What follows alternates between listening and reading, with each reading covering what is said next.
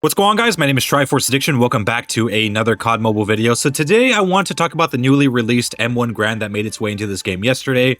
I do want to apologize also really quickly for not uploading this yesterday. I was a little bit tired, and plus I have been dealing a lot with like some real life stuff. Nothing crazy personal or nothing emotionally damaging, just stuff, you know, for my future. But anyways, let's actually discuss the M1 Garand because this is probably one of the more interesting weapons that we have received in quite a while. And I say that mainly because this is like the first marksman rifle that's kind of a mix between a regular assault rifle and I guess a marksman rifle, if that makes any sense.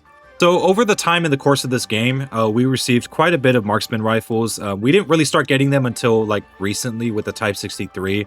We kind of stopped at, I think, the SPR or the MK2, and we just never really got a new marksman rifle again after a while. And recently when we got the Type 63, a lot of people were happy about it.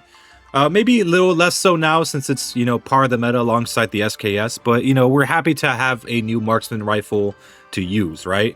But most of them have more or less been very identical to each other. What I mean by that is that we have either marksman rifles that are semi-auto that kill in 2 shots to the body and 1 shot to the head. And we also have marksman rifles that are bolt action / lever action that are basically kind of like lighter versions of sniper rifles. But for the first time ever, we finally have a marksman rifle that might require a little bit more out of you.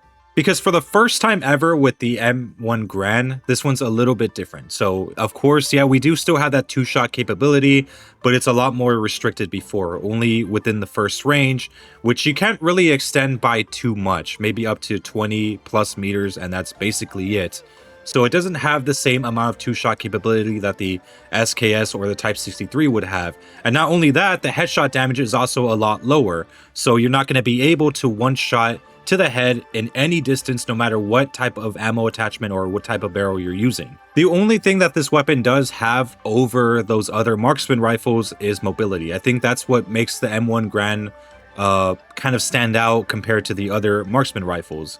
It has very high, or it has very fast ADS speed as well as ADS movement speed, and you could kind of run around with this like it's like some sort of makeshift assault rifle. In fact, before marksman rifles became a thing, there would be assault rifles that were semi-auto, like the FAO or the what's that, the SMR from Black Ops 2. You know, we had semi-autos that were actually part of the assault rifle category before marksmans were in.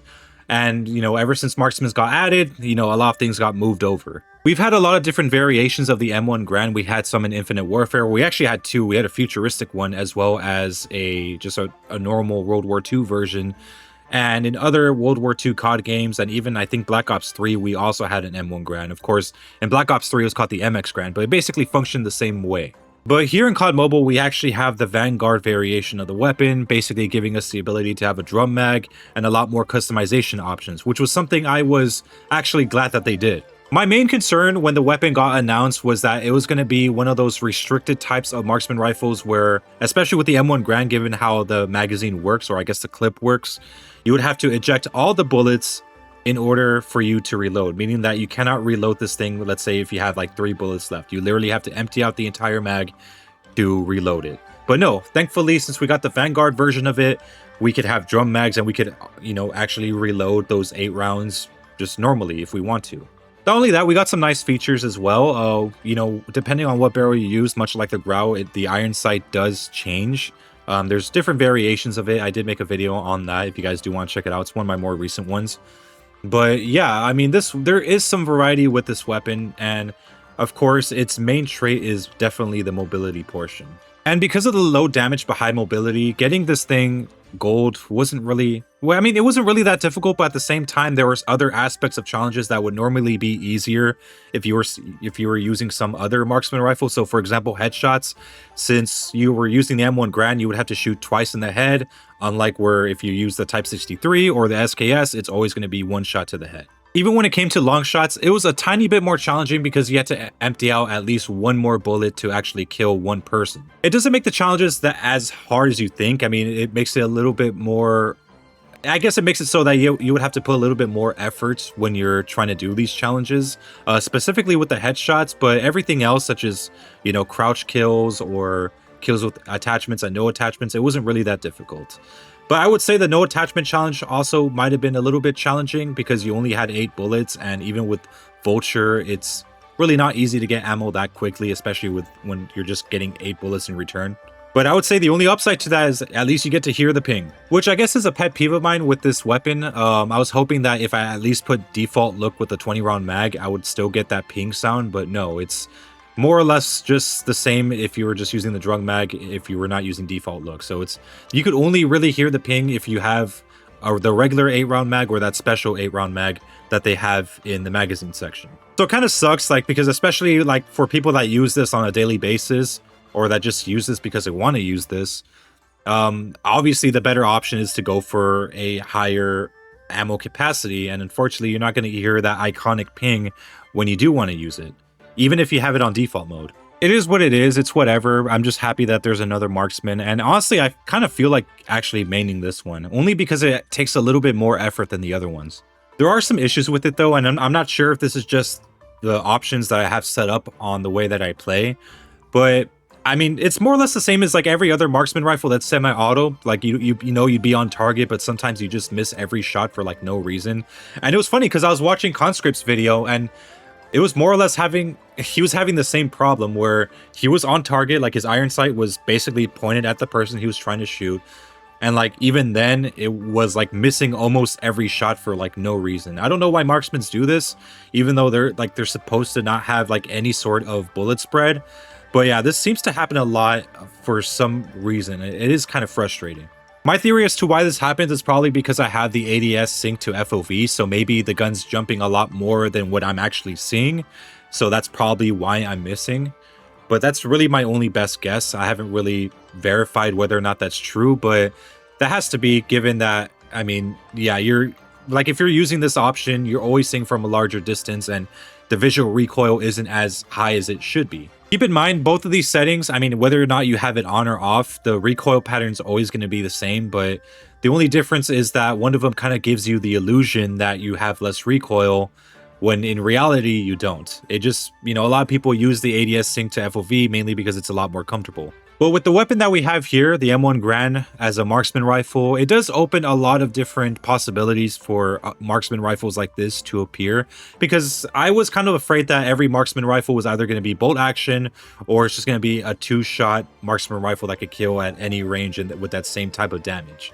But for the first time ever, I was actually kind of happy that we got something that requires a little bit more out of you. And you know, you need to be more precise, you need to be careful where you shoot, you need to keep the distance in mind, all that stuff. Also, one thing before I go, I do want to mention a little bit on the attachments. So there's a lot of attachments for this gun that are kind of useless, specifically when it comes to the foregrips and some of the barrels.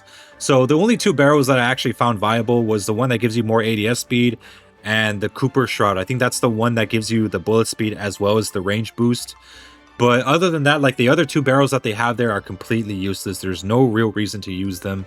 As for the stocks, that could kind of come down to personal preference. I know some might prefer that little skinny stock, some might like the thumbhole stock, or some other stock that gives you more ADS speed. It kind of depends on the person. And for magazine options, this is another thing that I did have issue with. So the way that it's built, or I guess the way that the gun works, just doesn't feel right, especially with certain attachments. Like for example, that 8-round special mag that you have as an option there doesn't really do anything. I was actually assuming that that specific clip would allow you to do more damage but slow down your fire rate, but no, it just lowers your damage and I guess increases your fire rate. But that stuff kind of cancels out when you have the Sakura mag, which is basically a 20-round mag, or I guess a 16-round mag based on what it says. I mean, it gives me 20 rounds. I don't know why it does that. But basically, that one allows you to shoot way faster, but you lose a lot of range. But at the same time, as I'm firing, I'm not really noticing any sort of speed boost when it comes to the fire interval. Like if I use the regular 20-round drum versus the normal one, like it feels like the fire rate is more or less the same. I'm not sure if this is a bug or maybe there's just limits to how fast you could actually shoot in this game because of how the mechanics work, but yeah, I don't know. That part kind of bothered me. If you're going to use any mag attachment, just I just recommend using the basic 20 round. Like, there's not going to be much of a major difference in fire rate. It feels basically the same. But yeah, overall, my first impressions of the weapon is pretty good. I'm actually kind of enjoying using it as of right now. It feels very comfortable. It feels very fast, very smooth compared to other marksman rifles in the past. And yeah, I'm actually willing to get this thing mastered now that I could actually freely go into ranked even as a controller player. But yeah, anyways, I hope you guys enjoyed this first initial video about the M1 Garand. I'll be making another update one once I get Diamond and Ether Crystal. So yeah, anyways, hope you guys have a wonderful day.